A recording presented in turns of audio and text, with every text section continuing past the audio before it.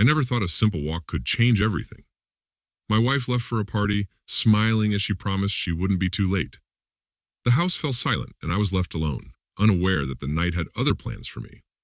Stepping outside for a breath of fresh air, I expected peace. Instead, I felt something strange in the air, something unsettling. Then I saw it, a shadow shifting where it shouldn't be. A car parked in the wrong place. My heart pounded. Was it just my imagination? Or was I about to discover something I wasn't meant to see? The night air was crisp, carrying with it the faint scent of damp earth and freshly cut grass. The streets were eerily quiet, with only the occasional rustling of leaves breaking the silence. Streetlights flickered every few moments, their dim glow casting long, distorted shadows on the pavement. A gentle breeze brushed against my face, making me pull my jacket a little tighter around myself. There was something oddly serene about walking alone at this hour. No traffic, no voices, just me and the stillness of the night. As I walked, I let my mind drift. I thought about my wife, how beautiful she had looked before leaving, how her perfume still lingered in the air even after she was gone. We had been married for years, and yet moments like these made me realize how much I still loved her. Trust had never been an issue between us. She had always been honest, always transparent. So why was I suddenly feeling a strange unease? Maybe it was just the quiet, or maybe it was the way the night seemed to stretch endlessly ahead of me, as if something unseen lurked in the darkness.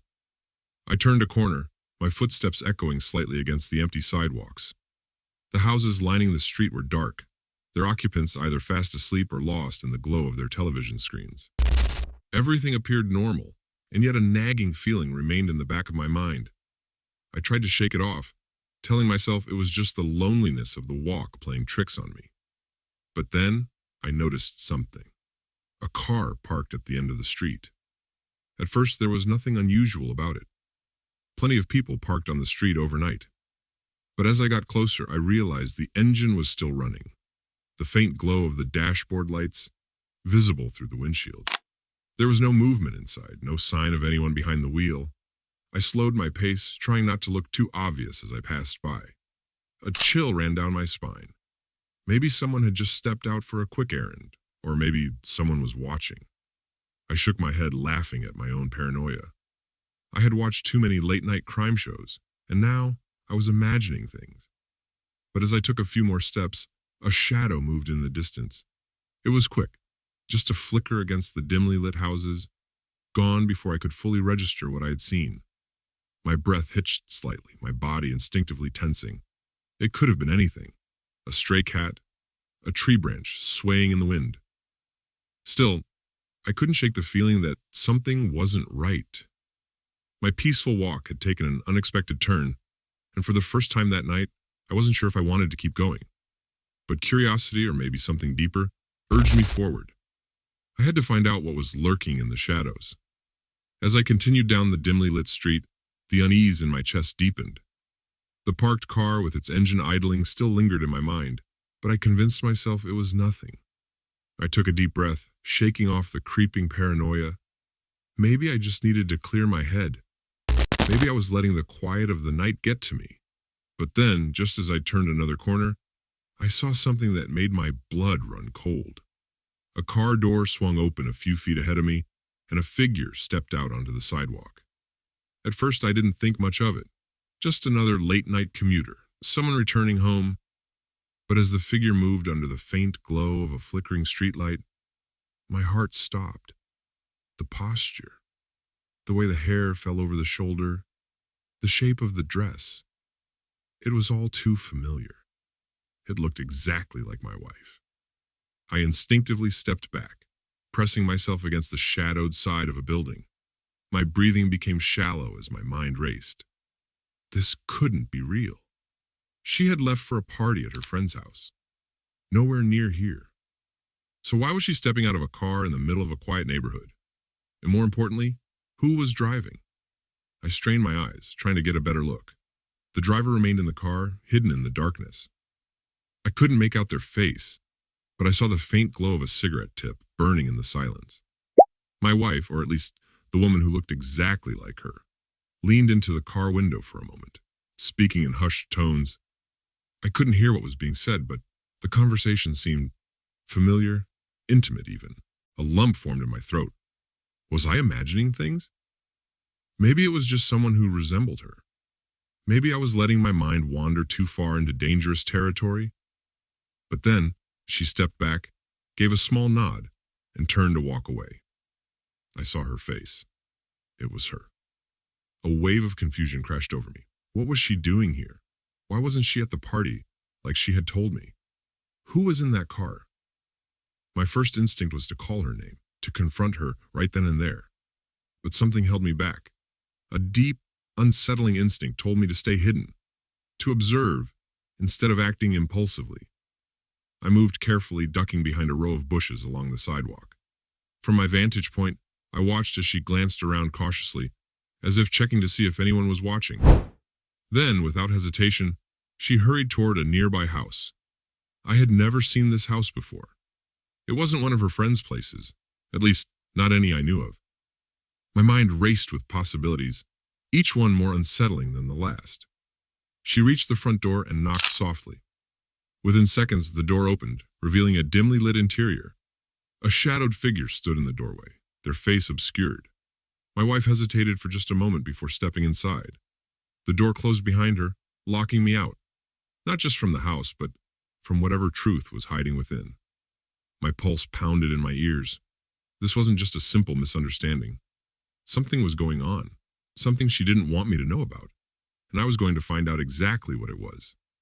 The door closed behind her with a quiet but decisive click, sealing her inside the dimly lit house.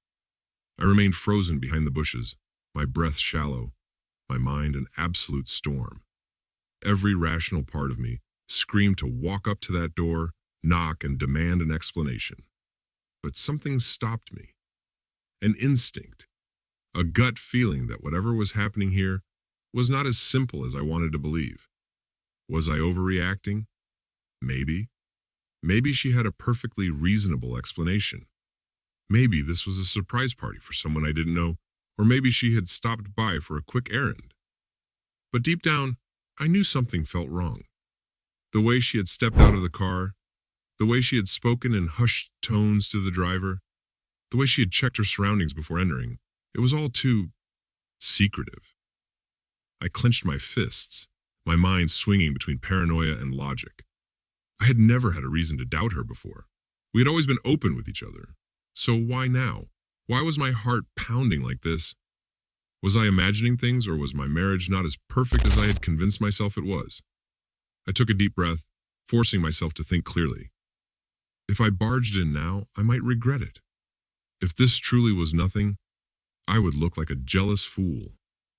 And if it was something, well, I needed to be careful. Rushing in without understanding what was happening could make things worse. Instead, I decided to investigate. I had come this far, and I couldn't just turn back without knowing the truth. I moved cautiously from my hiding spot, keeping to the shadows. The house was modest, nothing out of the ordinary. Yet there was something ominous about how isolated it felt in the quiet of the night. The curtains were drawn, but faint light seeped through the edges. Silhouettes moved inside, 1, 2, maybe 3 people. I couldn't tell for sure. Sticking close to the wall, I made my way toward the side of the house, careful to avoid stepping on anything that might make noise. My heart pounded with every step, adrenaline sharpening my senses. I reached a small window, slightly ajar, just enough to let in the cool night air. I took a deep breath and slowly peeked inside. The living room was dimly lit by a single lamp, casting long shadows across the walls. My wife stood near the center, facing someone whose back was turned to me. They seemed to be in a serious discussion, their heads tilted slightly toward one another, voices hushed but urgent. I strained my ears, trying to catch bits of their conversation. It was difficult, the muffled words blending into indistinct murmurs. But then I heard something that made my stomach twist into knots. "We have to be careful," my wife whispered. "He can't find out." My entire body went cold. My breath caught in my throat, and for a moment, I felt as though the ground beneath me had disappeared. Who was she talking about? And more importantly, was she talking about me? I took a step back, my mind spinning. This was no innocent gathering. There was a secret here, one my wife was keeping from me. And if she was this desperate to make sure I didn't find out, then I had no choice but to do exactly that. I wasn't leaving until I uncovered the truth. My fingers tightened against the window frame as I steadied my breath, trying to make sense of what I was seeing. The dim glow inside the house flickered against the walls, stretching shadows like specters in the night. My wife stood near the center of the room, her back partially turned to me, speaking in hushed, urgent tones. Across from her, a figure loomed, a man. I narrowed my eyes, trying to make out his face. He wasn't someone I recognized. He was tall, broad-shouldered, dressed in dark clothing that made him blend into the dim lighting. His stance was firm, confident, like someone in control of the situation. There was no hesitation in his posture, no uncertainty. But my wife? She looked different. She wasn't the same woman who had kissed me goodbye before heading to her so-called party. Here, she seemed tense, guarded. Her hands fidgeted at her sides. Her weight shifted as if she were nervous or guilty. My stomach twisted at the thought. Then the man stepped closer. I held my breath. "I told you," my wife whispered, barely audible through the glass. "We have to be careful. He can't find out." My blood ran cold. Who was she talking about? In my head. "Oh, I bet you can. But I'd rather hear the truth first." I turned my glare toward the man. "Who the hell is he?" She hesitated, glancing at him, before looking back at me. It's not what you think." "Then what is it?" My voice rose, frustration and betrayal clawing at my chest. "Because from where I'm standing, it looks like you've been sneaking around behind my back." Tears welled in her eyes, but I wasn't sure if they were from guilt or desperation. "It's complicated," she whispered. "Then uncomplicate it," I snapped. She swallowed hard, her hands trembling now. "I was trying to protect you," I scoffed. "Protect me? From what?" A tense silence filled the space between us. Then, with a shaky breath, she finally spoke. "From them." I frowned. "Who is them?" The man finally broke his silence. "You don't understand what's at stake," he said coldly. I turned back to my wife, my pulse pounding. "Tell me the truth, now." She looked at me, her eyes filled with something I had never seen before, fear. And then she told me everything. I stood there, frozen, as my wife's words echoed in my mind. The weight of the truth pressed down on me, suffocating, relentless. Everything I thought I knew about her, about us, had just shattered before my eyes. I wanted to scream, to demand why she had lied, why she had hidden this from me. But all I could do was stand there, numb. She reached for my hand, her eyes pleading. "I never meant to hurt you," she whispered. "I was trying to protect you." Protect me? That phrase kept circling back, taunting me. Had she truly been looking out for me? Or was this just another excuse? I searched her face for something, anything, that would tell me what to do next. The man beside her remained silent, his presence a stark reminder that my wife wasn't alone in this secret. And that stung more than anything. I turned away, pacing as my thoughts spiraled. Could I forgive her? Could I walk away and pretend this never happened? Number. There was no going back to the way things were. I took a deep breath, steadying myself. "I need time," I said finally, my voice hollow. "Time to figure out what this means. For us." Tears slipped down her face, but she didn't argue. She knew this was bigger than an apology could fix. As I stepped out into the night, the cool air hit me like a wave. The same walk that had led me here now felt like an escape. I didn't know where I was going. All I knew was that nothing would ever be the same again.